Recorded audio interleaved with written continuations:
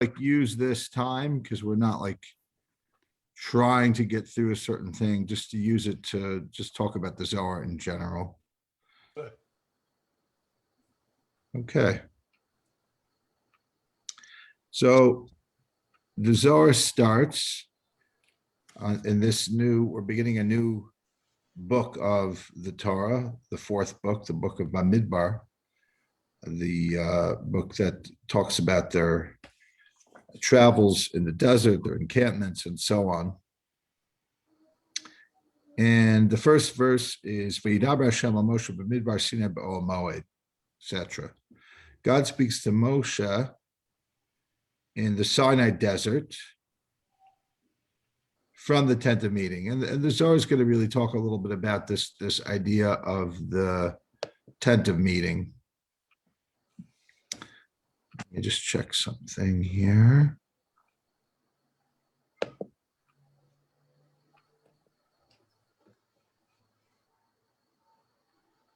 Rabbi Abba Pasach. Rabbi Abba quotes a verse from the beginning of Genesis, and the verse says, Vayivra Elokim es ha'adam b'tzalmo.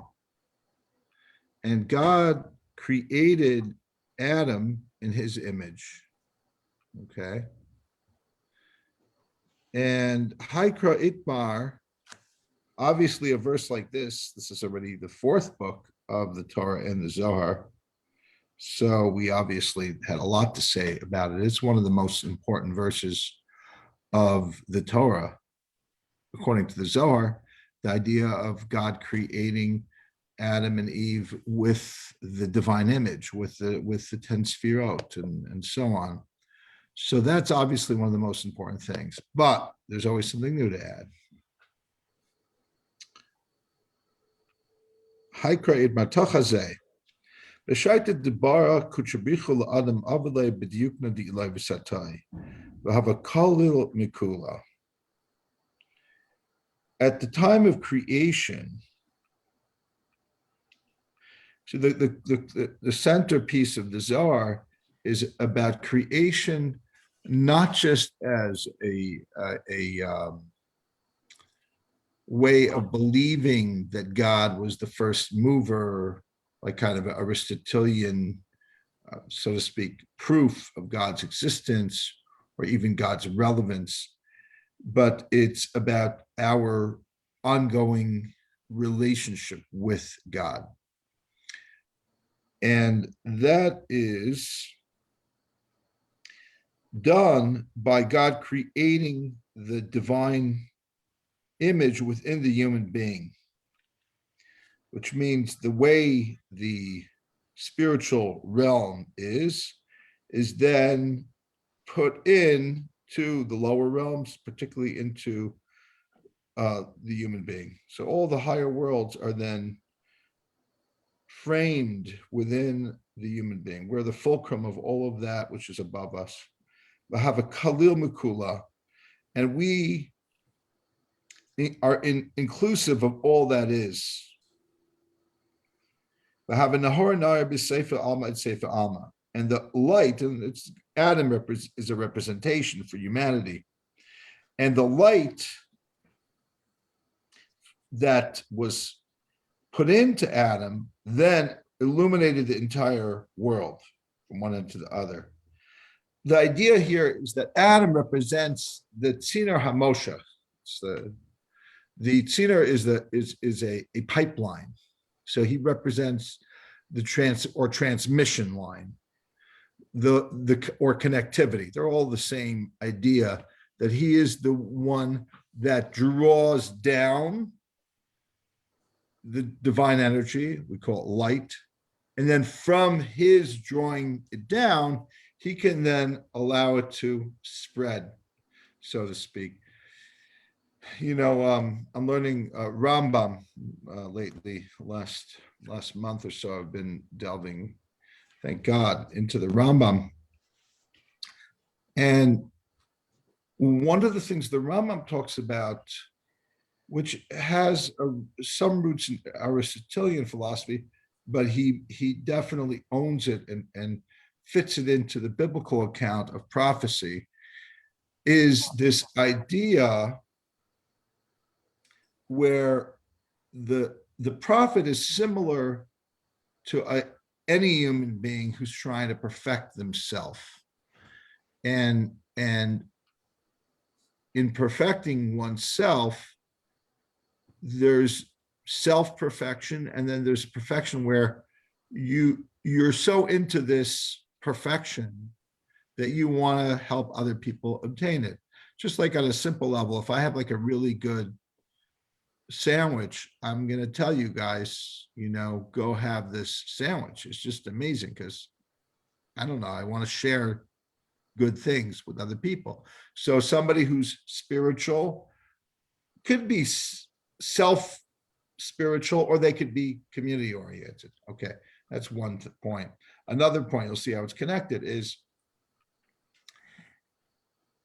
the way a person obtains prophecy. There's a lot of details, but the detail that's relevant for here is that there's this concept called the active intellect, and it's very similar to some combination of what we call Shekhinah in the Zohar and what Jung calls the collective unconscious. It's not the same as either, but there's similarities. What it is it's a philosophical concept, which is it's the collected place of all of the truest wisdom. And a person's rational intellect, who really refines that part of themselves, along with who they are as a person, right? They really worked on their moral character. They worked on understanding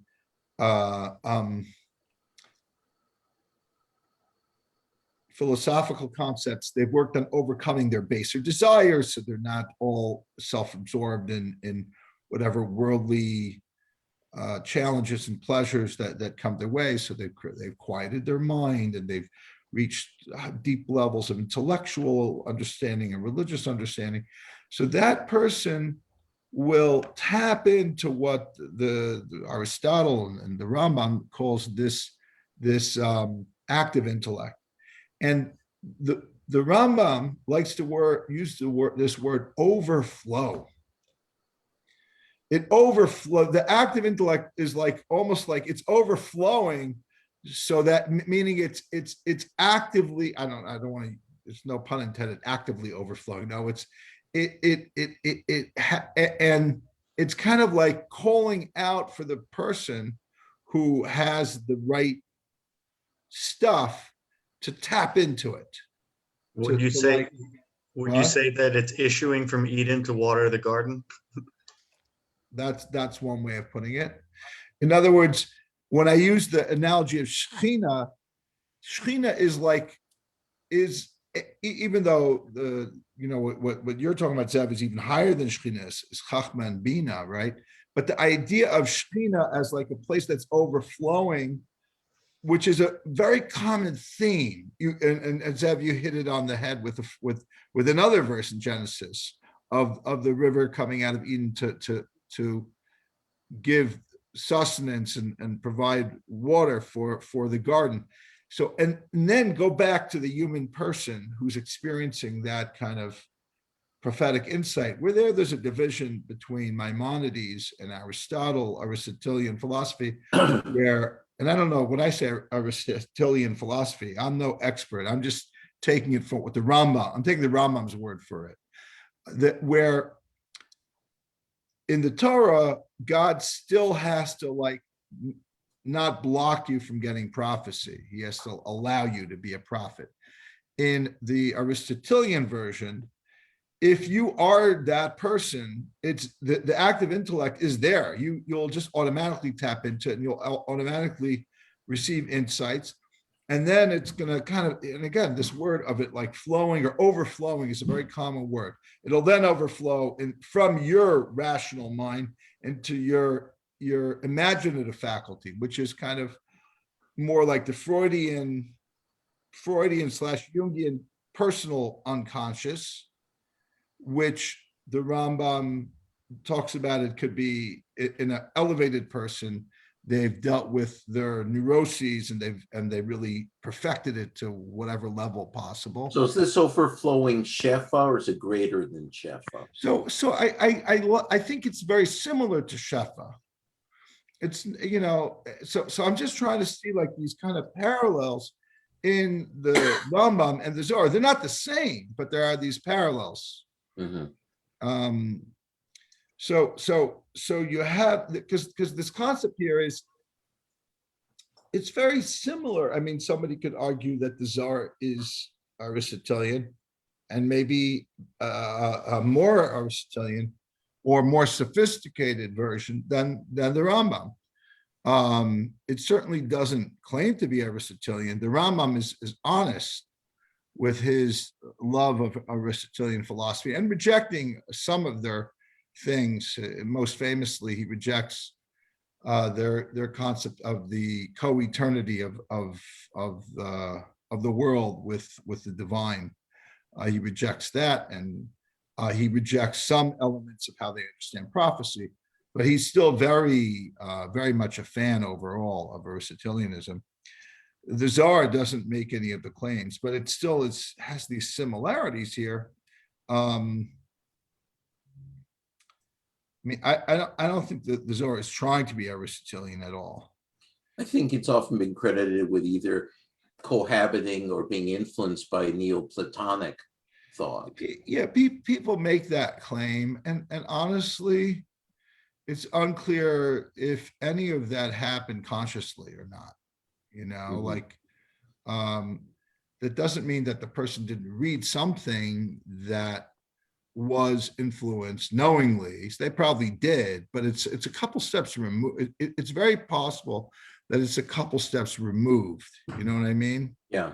So then it becomes like, who do you credit? Well, there's so many ideas in the world that are put out there that other people quote and or misquote or use for their own purposes, and that's a much more kind of complicated part of this.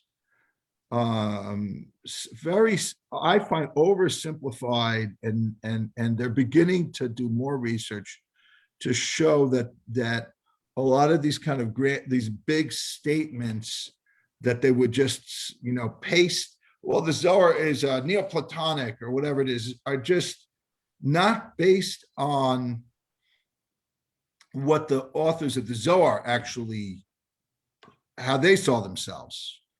It's based on somebody saying, oh, well, there's this looks similar, that looks similar. It's got to be Neoplatonic. It's got to be a Neo-Aristotelian, which is not necessarily the case. But at the same time, we're still talking about the Rambam. And by the way, Shalom was very into this idea of the Zohar and the Rambam.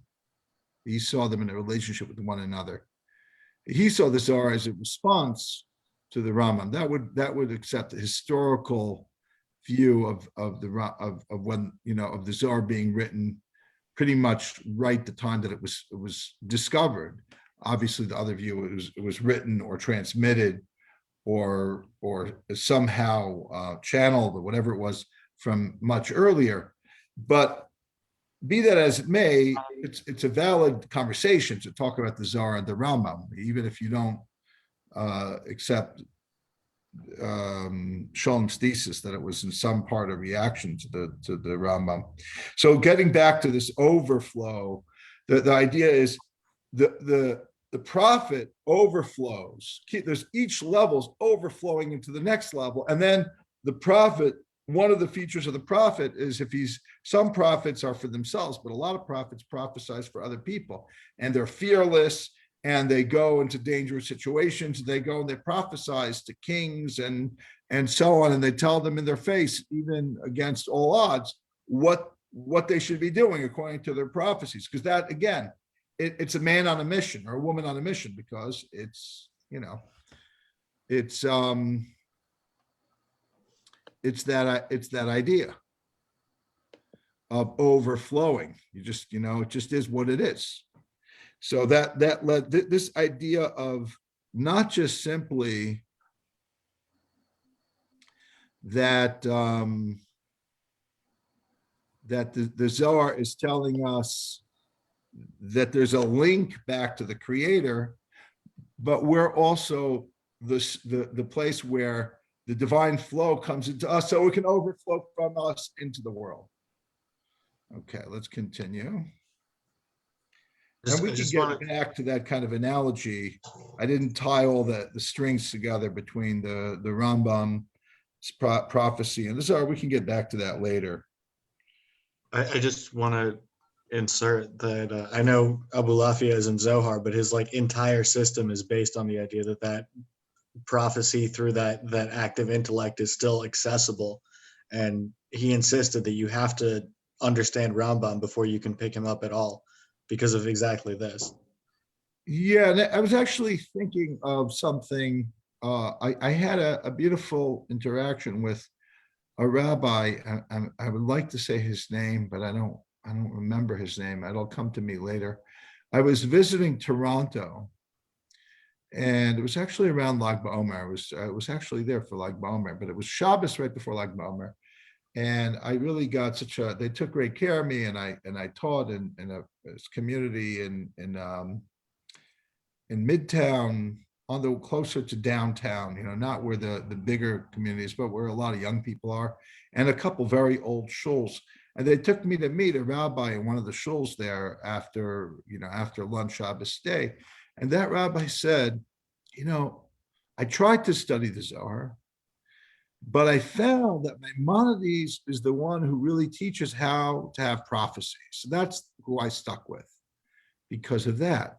I was like, oh, that's cute, like I didn't take that so seriously. And over the years, the few times I did look at the Guide to the Perplexed, he has like 10 chapters on prophecy or something like that. And if you're interested, it starts at, I think, chapter 32 of the guide of volume 3 of the Guide to the Perplexed. And then it just goes from there until maybe chapter 45. So it's more than 10 chapters.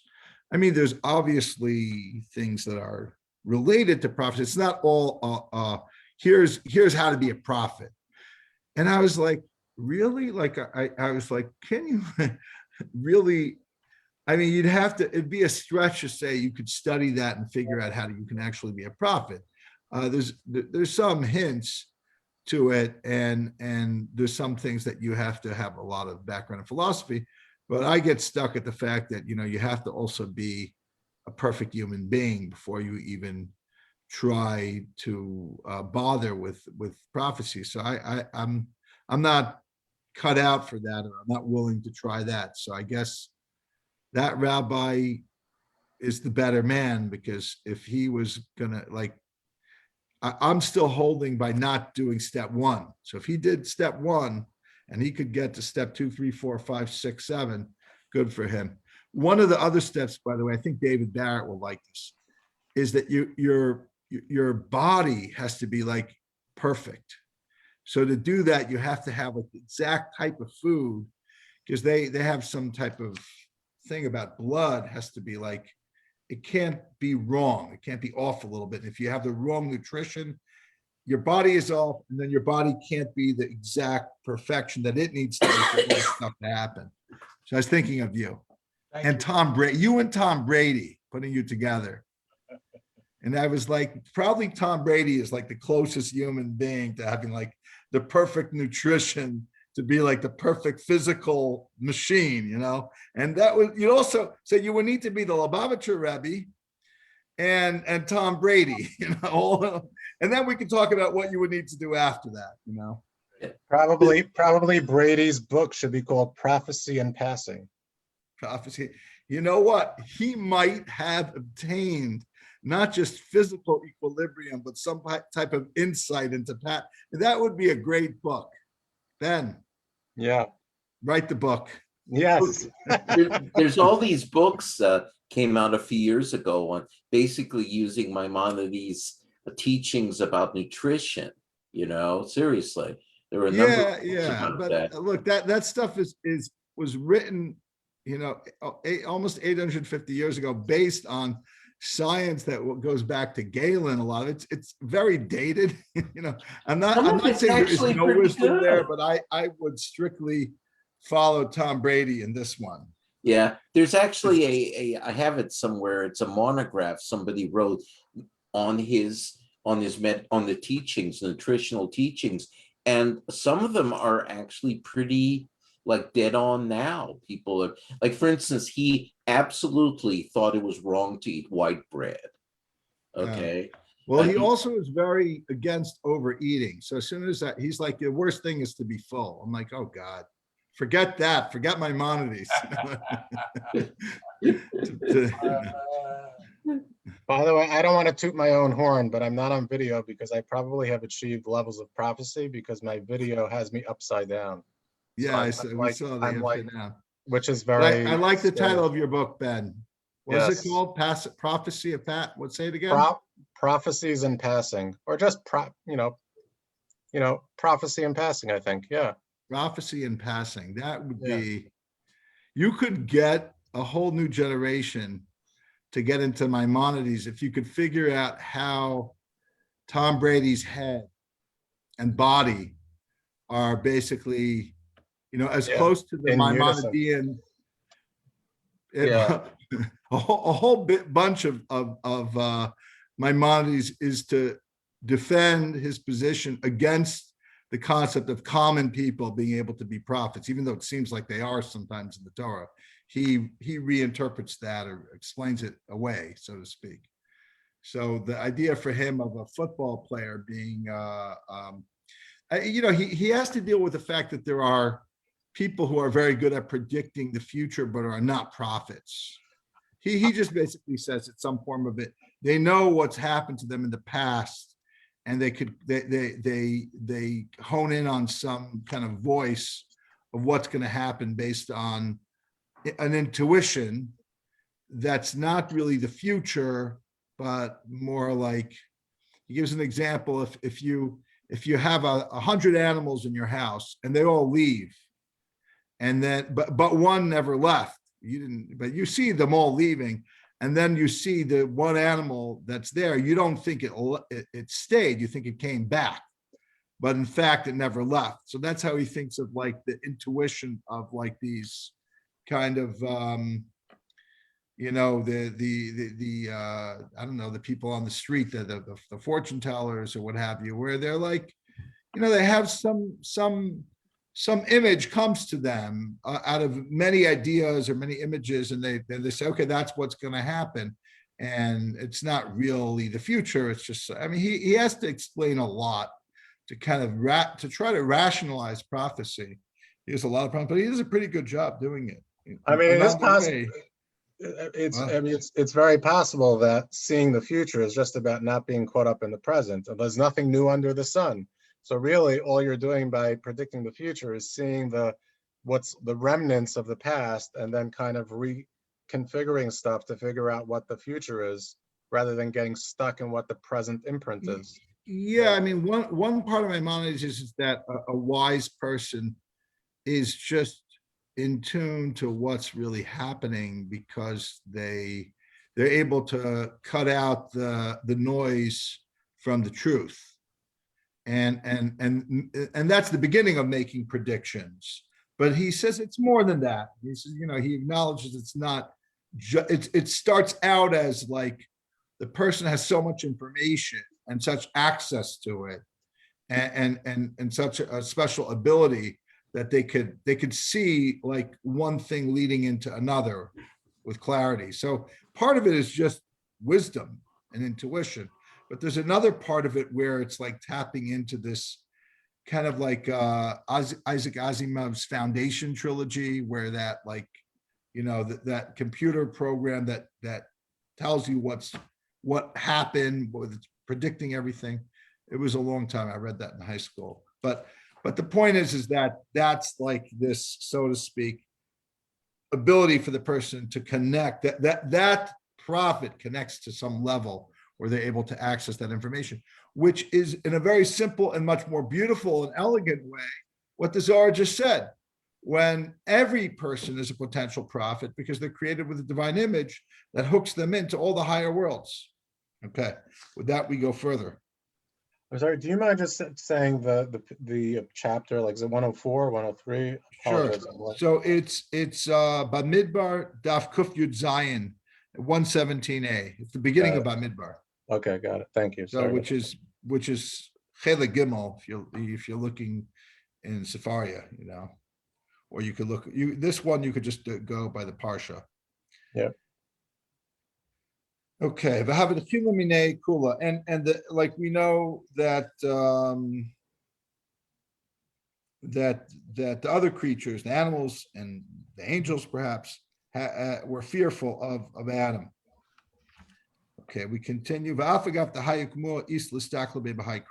We've already explained this because this is, like I said, such a foundational piece of Zohar. This concept of the way it is above is the way it is below. There's a relationship between the human being and God, and so on. That so many things, such a important thing, and that's where prophecy comes from, and that's where there's the unity of the Holy One, blessed be, and the Shekhinah. So many foundations are coming out of that. But let's look a little bit more at this verse. The verse says, the verse that we quoted earlier from Genesis, Vayivra Elokim es Adam b'tzalmo, and then it continues, B'tzelem Elokim baroso. God created Adam in his image, and then it says something seemingly superfluous. In the image of Elokim, one of God's names, he created him. So the question that the Zohar has is, Kimid Amr B'Tzalma, it already says he created him in his image. My B'Tzalma Elokim baroso. What is he adding by this extra 4 words that he created him in the image of Elokim? So, and what's Elokim? Elavade train dargan dachar is that God is creating within Adam and Eve. Not just Adam and Eve, that God is making, like the Medrash says, that Adam was actually originally Adam and Eve together. But God is putting his masculine and his feminine elements of divinity into Adam. He's putting in his either like holy the Tiferet, all the 6 Sefirot Chesed through Yisod, which is the Zohar, which is the masculine elements, and then he's putting in the Shekhinah, the Malchut, the feminine element. So that's why he's repeating himself. It's actually both Zachar and Nekeva, Chad l'Dachar v'Chad l'Nukva. So which one is which?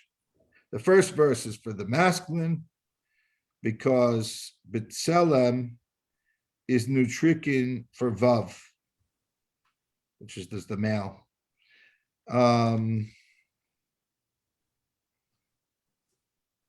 Vayivra Elokim es Adam B'Tzalma.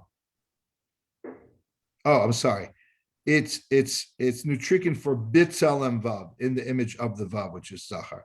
Because if you could take out those words of B'Tselem from that verse, I guess. V'chad l'nukva, and one for the feminine. That's the B'Tselem Elokim bara oto. That's the Malchut. V'gin kach, and because it has the Zer Ampid and the Nukva, du partzuf and havavade. So it's 2 faces. And we see this also from the end of the verse. The actual concludes with God created the male and female. Do you want to read some of the notes, Zev? Yeah, there's only been one note really so far on God creating the human in his image. It says that Adam reflected the splendor of the spheros and of the lower worlds, and all of the creatures feared him. The image of Adam's light extending from one end of the world to the other recalls 2 midrashic motifs. The first one appears in Vayikra Rabbah in the name of Rabbi Yishmael, son of Nachman. When the Blessed Holy One created Adam, he created him as an unformed mass, and he extended from one end of the world to the other. The second motif appears in Vayikra Rabbah also, and in the name of Rabbi Yehuda, son of Rabbi Shimon. with the light created by the Blessed Holy One on the first day, a person could gaze from one. A person could gaze and see from one end of the world to the other. And then it Okay. gives other places where you can find stuff about Adam's original splendor, his cosmic dimensions, and the human microcosm of the universe. Okay, thanks, Ev. The Chalul, the Havim betraying Citron. Va'afagav the Nukva Achidus B'Cituriae. So Adam was included from both sides, right? So that's we have that, for example, a little bit in psychology, in the Jungian, the mass, even a man has an anima, has a feminine part of themselves. So this is a Kabbalistic concept coming on the soul level. Even though the feminine was holding on to its side of Adam,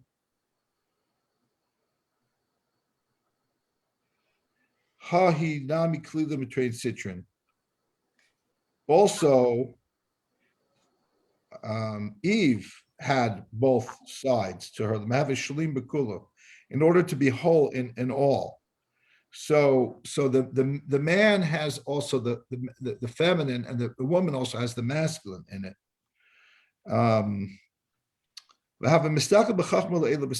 And Adam was able to discern with wisdom of the upper worlds, spiritual realms, and lower worlds, perhaps this world even. Kivan de Sarah ismatu partsufin. Once they sin, the facial features of these upper realms, and that it was masculine and feminine, they started descending, becoming lessened from the earlier elevation.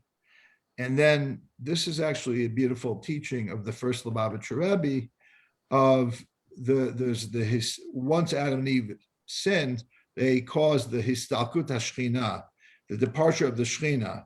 There's 7 levels, 7 realms, and each sin of each generation drove the Shechina further away till it was 7 stages removed, and then 7 righteous people, starting from Adam, concluding with Moses, brought down the Shekhinah once again.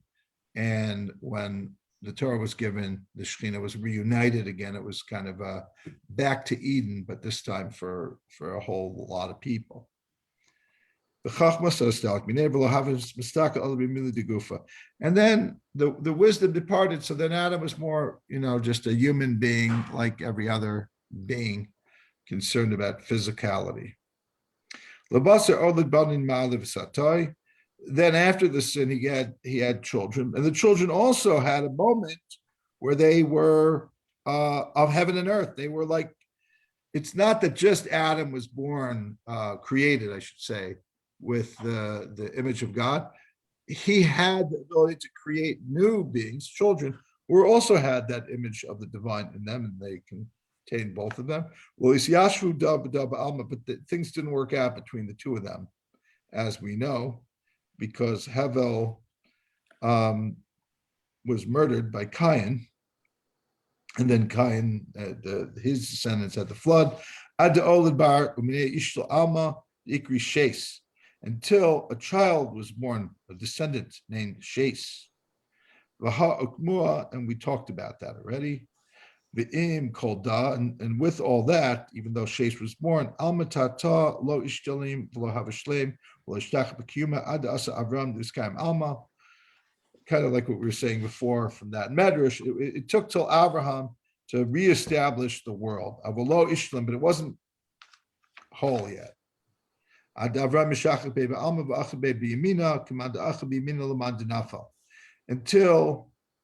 Abraham, he had to be circumcised,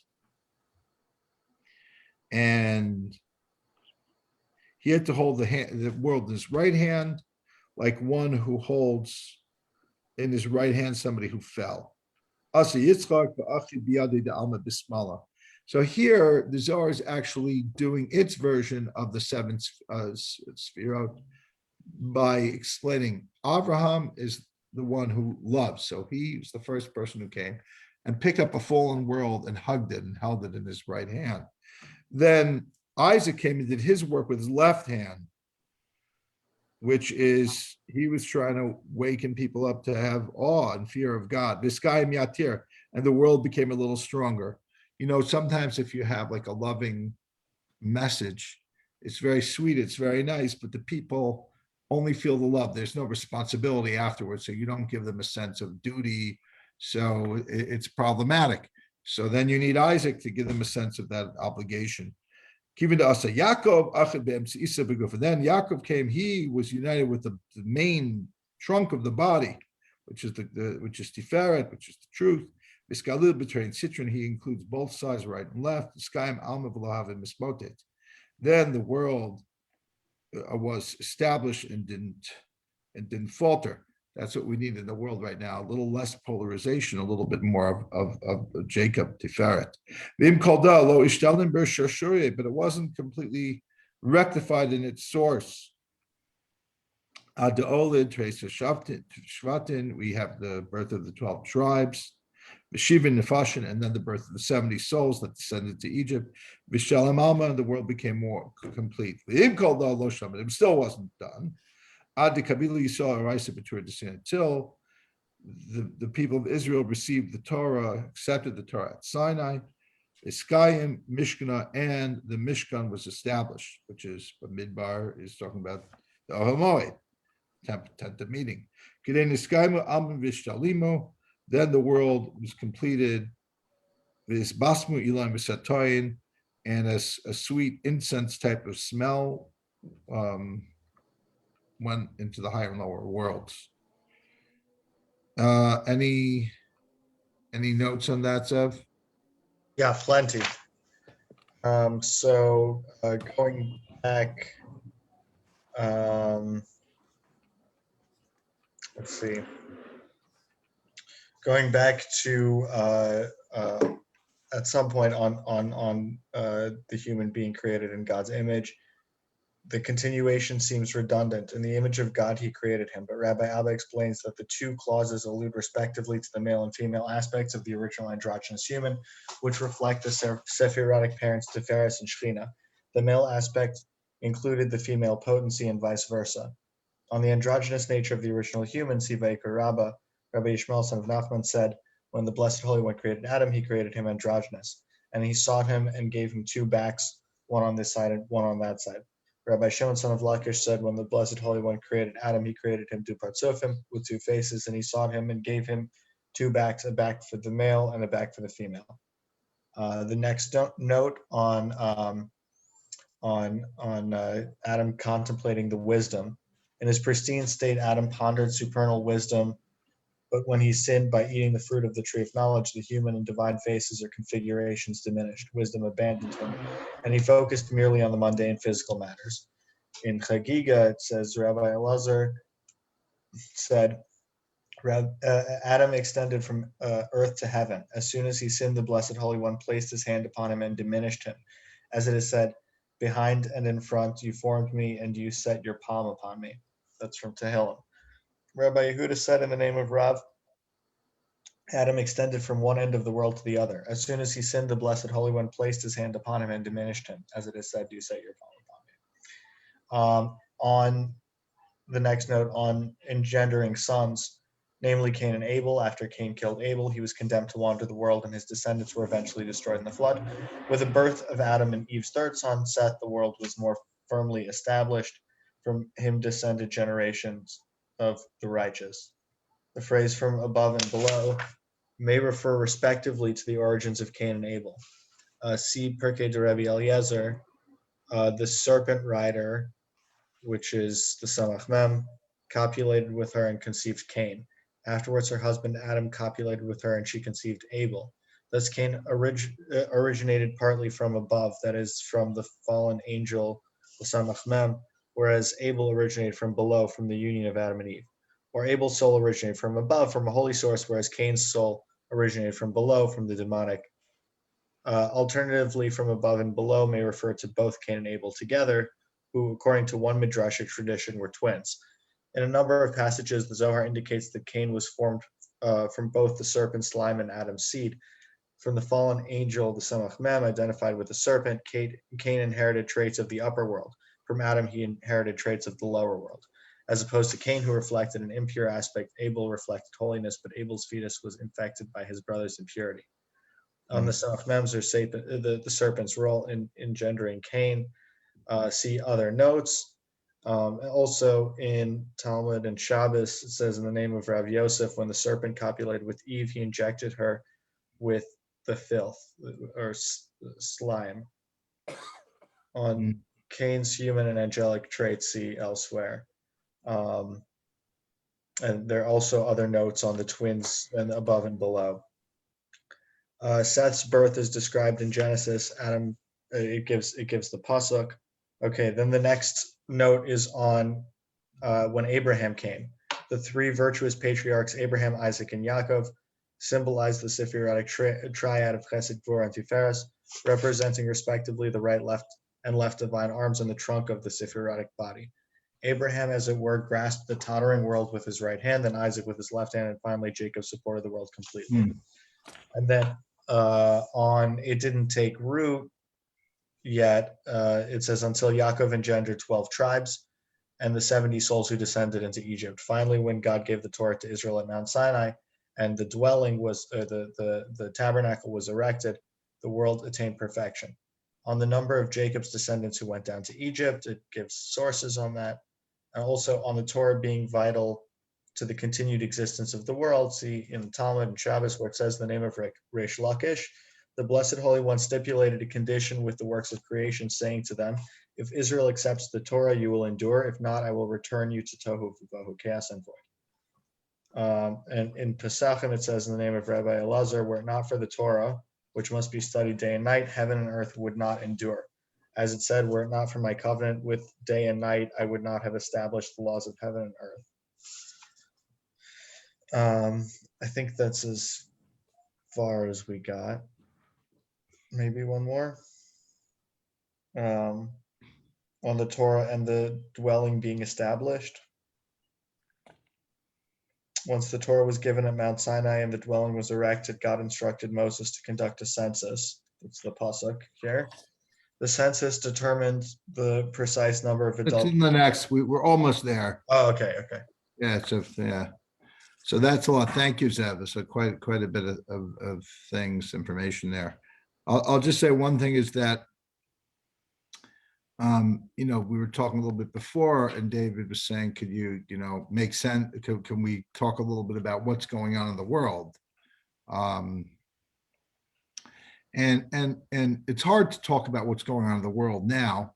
So we'll talk about what went on in the world a long time ago from the Zohar. The Zohar's, it's not so much into the history as much as it is into this concept of either the Galut HaShechina, the exile of the divine presence, or the rectification, the tikkunim that happen in order for the unification of the Holy One, blessed be He, and the Shechina, of the masculine and the feminine. And remember, the masculine has all Chesed, Gvura, Tiferet, Netzach, Hod, Yesod in it. And the feminine has the Malchut, and even the feminine also has all of the masculine in it, so to speak. So just like you have this kind of version of Avram, Yitzchak, Yaakov, and all the way down to Sinai, which in the Medrash it says there's 7. That's the whole Basi Lagani connection between the Rebbe was the 7th Rebbe, so he was tapping into that energy of the 7th. But it's also this idea of our history being one of either separation or unification of the Holy One, blessed be, and the Shechina.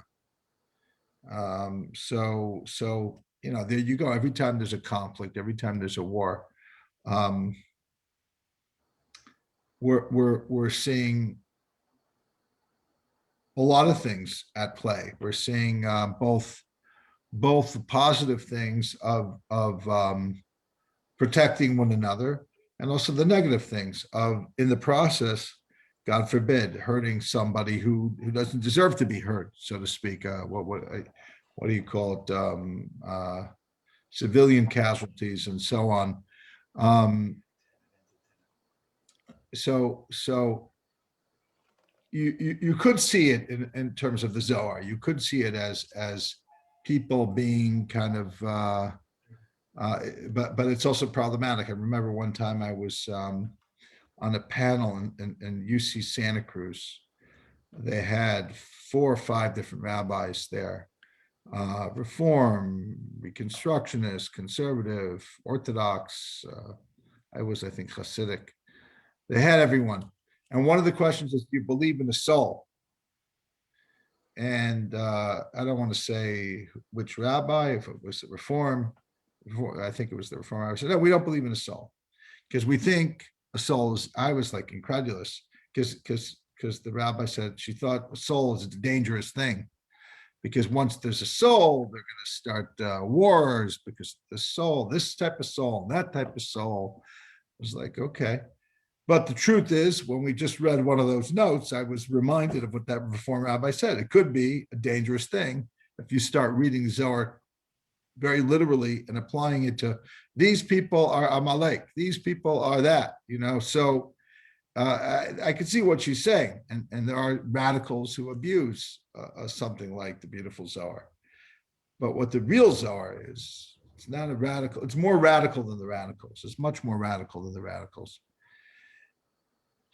It of course understands the importance of our survival, our physical survival, but it doesn't want to begin and end there. It doesn't want to begin and end there. We have to survive, and we have to fight for our survival, and we should and we will. But we also have to realize that our goal is the Yichud Kutzurichu and the Shechina. That's the goal. That's the goal. So we have to keep that in our mind, in our davening, and so to speak, what that means. So, it's not so simple. Some people are not so happy with that. So we have to figure out how there'll be shalom for us, and there'll be shalom in the region and shalom in the world. And that's something we should really daven for. Okay, let's continue. Kivan de Oraisa Mishkana Isukma, once the Torah was given and the Mishnah and the Mishkan was built, then we need an army. We need an army of Torah. We have to have, you want to deploy the troops. You have to know how many people we're talking about. And how many are Torah troops and how many are Mishkan troops, right? There are different types of Hasharat Ashchina that each one brings about. Come and see. Any word that needs to rest in its place, meaning to be fitted into its source above. It does not come to that state of rest, so to speak, and doesn't make that connection, as we said before, the pipe or the metaphoric sinar, the metaphoric conduit doesn't get plugged into its source until the mouth, the word, is the key. Which is interesting because the mouth is associated with Malchut, with Shekhinah. We learned to the Sefer Yetzirah how creation happens with the mouth. And here he's using mouth as the connector between two worlds, or two things. And because of that, here God wanted the counting of the Tzivos HaTorah, the Chelan de Mishkan, and the troops of the Mishkan, so that they could fulfill their mission and be connected to Tiferet and Malchut respectively. Torah is Tiferet and the Mishkan is Malchut, Shechina. And all united as one. below mispashi damida, not to be separated below kula kigam leila. All is the way it is above is the way it is in below. So look, that's what Hasharat Hashchina is, like it says, we can't go into the Mishkan below, or God doesn't go into the Mishkan or the Beit HaMikdash below until he enters into the Beit HaMikdash above. I mean, I'm not going to say anything bad about all the people learning Kachim. I think it's like less than zero of what we need for Mashiach to come. But that's my opinion. Maybe it's 99%. Maybe I'm totally wrong. It's just about learning Kachim. I think it's really about this. I think it's about fixing the Shekhinah above. I don't think God needs our Karbanot at this time if we don't do the Tikkun in the world. You might argue with me, say, no, mitzvah is a mitzvah. Or maybe Mashiach is just about orthodoxy. It's just about whatever it says in the Torah we have to do. It's funny because the Rambam says, the craziest thing. He has the craziest belief of what's going to happen when Mashiach is going to come. You know what? He says two crazy things. Everything is going to go back to the way it was. And Umala Arsteas Hashem. We're going to be orthodox on steroids because we're going to have the Beit HaMikdash, so we're going to be Meshuggayim. She'en Kamer will be the most Meshuggah people in the world. And we're still going to have Dat. We're still going to have mind. We'll be the least Meshuggah people in the world. Now, if you believe that, I think Mashiach will be, it's more believable to be just totally miraculous than the Rambam's conception of Mashiach. But I like the Zohar's conception of Mashiach, which is you got to fix the Yichud Kutzuricha and the Shchit. Every mitzvah is the Yichud Kutzuricha of the Shchinte. So it's not just about doing the mitzvah, it's about what the purpose of the mitzvah is, and this unification of the Holy One, blessed be He, and the Shekhinah. We'll see when Mashiach comes what we need to do. What's the avod in the Beis HaMikdash? Is the Rambam correct, or is it the Ramban? We don't know. We'll see. We'll see when Mashiach will come what the avod is going to be.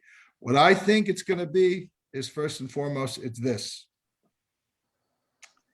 Could we do it without actual karbanot? I hope so.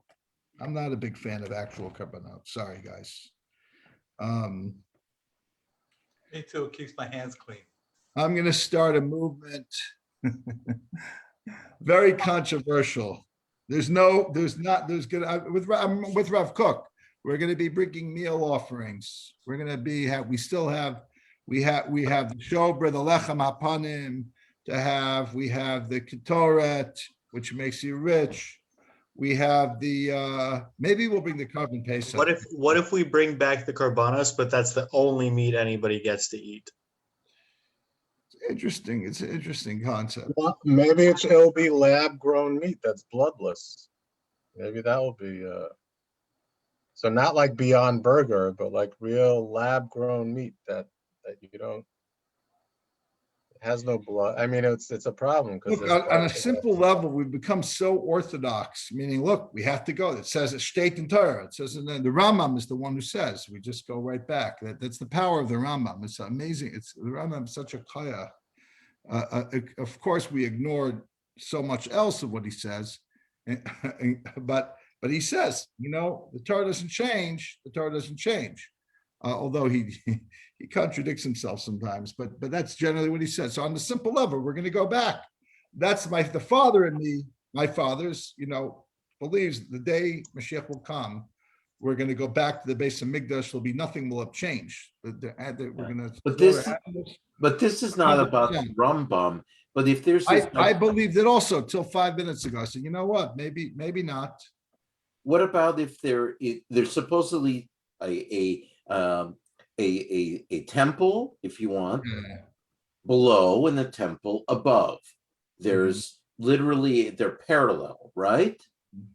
Yeah. Okay, so does that assume that there are animal sacrifices in heaven? Well, that's the good. The good news is the animal sacrifices in heaven are just are unifications of the different sphirot. The whole purpose, that's what I'm saying, is that I don't know what's going to happen. I don't care. I have no skin in the game. What's going to happen when Mashiach will come? Is there going to be a carbon? Is it going to just be a mincha? Is it going to be a behema? I don't have any skin in the game. I'm not a Cohen. I'm not going to get to eat the kachim anyway, unless it's as a Levi, it's somewhat relevant, what you'll have to wash up and whatever. Okay. Look, I'm happy. We should sing in the base of Mikdash. We should light the menorah in the base of Mikdash. Mostly it's schlepping. We have to schlep things around in the base. Let's say, for argument's sake, there's gonna be karbanat, animal karbanat. But for me, that's like saying, at a wedding, there's going to be cake. Yeah, of course there's going to be cake. There's a wedding because there's cake at a wedding. But it's a marriage. It's not about the cake. The cake's almost irrelevant. It's the marriage that takes place. My point is, we did it in the Zohar last week when we were learning about people beautify themselves with the beauty of the Torah, which is the Chavdal Tachshite and the 24 pieces of jewelry and beautifications for the Kala, but they don't know that there's a marriage taking place. It's like a child thinking that they're playing with a toy, and they don't realize that this is not a toy. This is a beautification of the Kala that's going to be with the Chassan. So for me, it's like the people focus on the Kachim. It's Torah, they should learn it. But what's going to bring Mashiach is the Yichud Kutrabricha and the Shchinte. Maybe if they learn Kachim on that way, then that's fine. That's my humble opinion. Isn't it that with a carbon with Dea is very different than a carbon without Dea? Just like a cake at a wedding is very different with Dea versus without. Even if it's actually for real, I'm not saying it's not cake.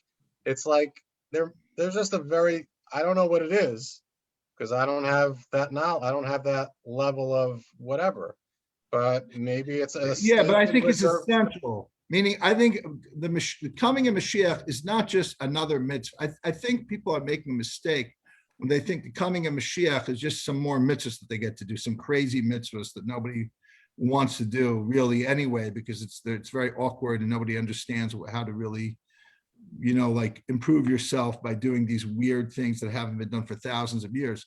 To me, Mashiach means actually something happening in the universe, some internal process that we're going through. Even the Rambam, who doesn't see things the same way as the Zohar, still sees some elevated state of consciousness that's going to happen to humanity at that time. So for us to be obsessing over how to throw the Zrikas Adam, I think is besides the point.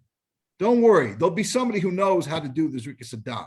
We don't need the rank and file. I'm not railing against Kachim, against people who want to spend a few years of their life learning Kachim, because it's all Torah. Any Torah, you could learn any obscure Torah. It doesn't matter. There's something. It's still Torah. It's still Torah's Hashem. It doesn't have to be for a purpose of to know what to do. You could learn Torah Lishma. That's always good.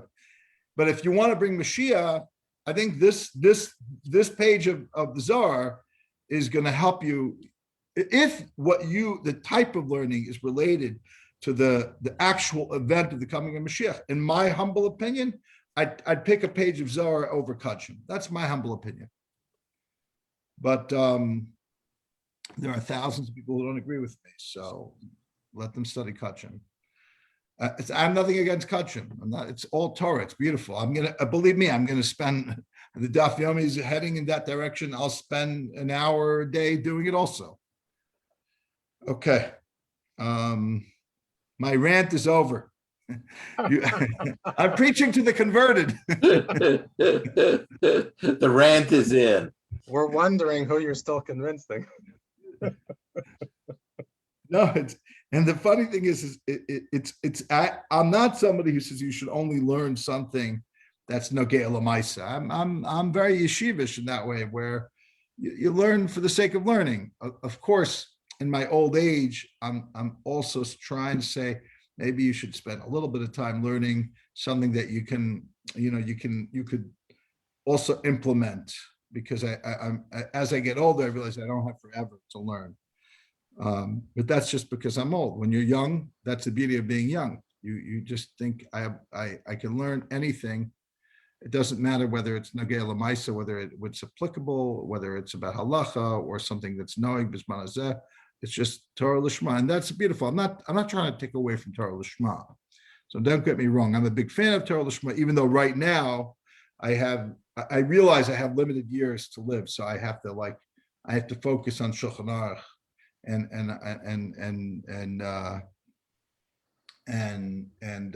responsa and gemaras that could lead masechtas that I could maybe extract. I'd rather spend a little more time on Shabbos than on Shkolim, but that's just me. If you want to spend equal time or even more time, you're young and go ahead and do it.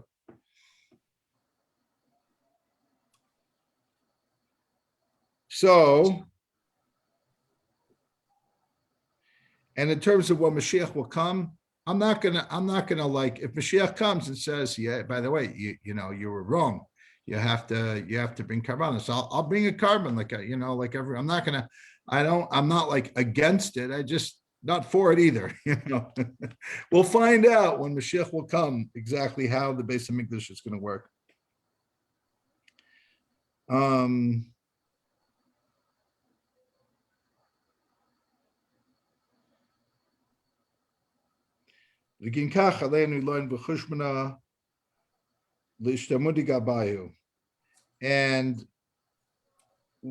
that's why we had this count of the 20 years and above, so that we would be known for the sake of the Hashrat HaShechina. Bar Inan Achrin, in addition, there were women and children that weren't counted, or those below 20. It's not that they don't count. On the contrary, they represent a certain level of beyond numbers. The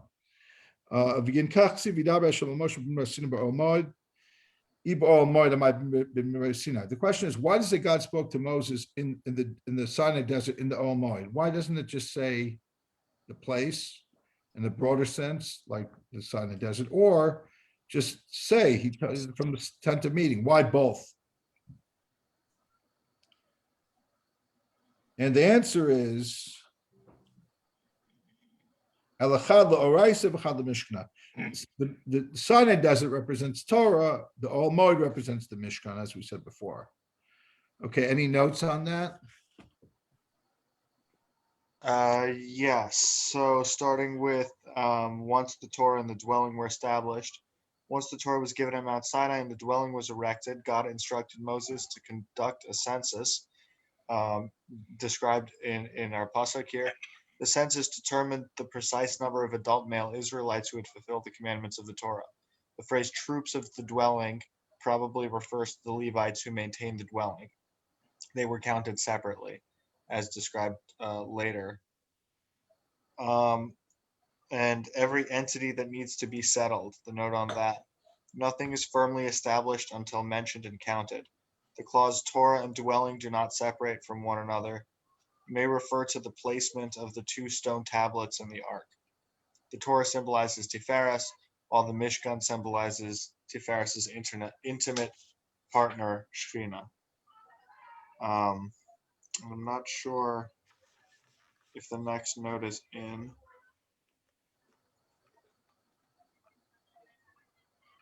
No, I don't think so. Okay, well, thank you again. Very nice.